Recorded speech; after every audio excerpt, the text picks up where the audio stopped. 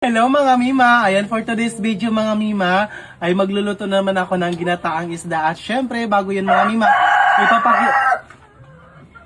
ipapakilala ko na muna sa inyo yung aming isda. Ayan, meron ako ditong ito, talakitok. Tapos hindi ko pala ito kilala yung isda mga Mima. Tapos, ipapakilala ko din sa inyo yung siling haba, baka hindi nyo kilala. Tapos itong sibuyas, tapos itong ating luya mga Mima. Tapos mayroon din tayo ditong gata ng niyog na napigaan ko na. Tapos mayroon din tayong asin. Hindi to tumisus ha. Tapos mayroon tayong biskin. At syempre yung ating pangmalakas ang kawali. Syempre mga Mima.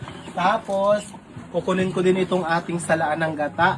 At syempre magluluto na tayo mga Mima. Unahin natin itong ating gata para mabago sa inyong mata ang ating pagluluto mga Mima ko. Inuna ko itong ating gata. Kasi mga Mima ko, ganun din naman yung lasa. No?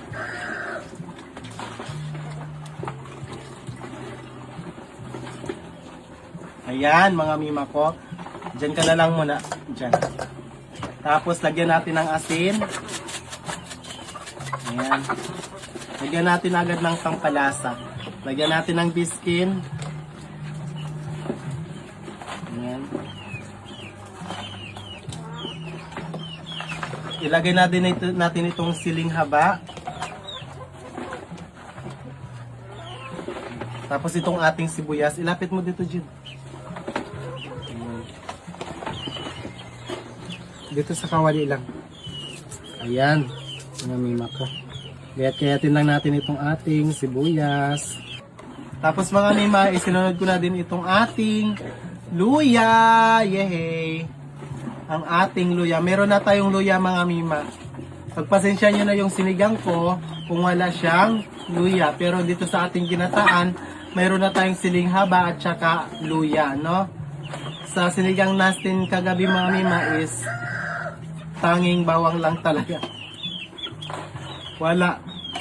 Kinapos na sa budget para sa ating mga rekado. Ayan, ilalagay na natin itong ating mga isda. Ayan.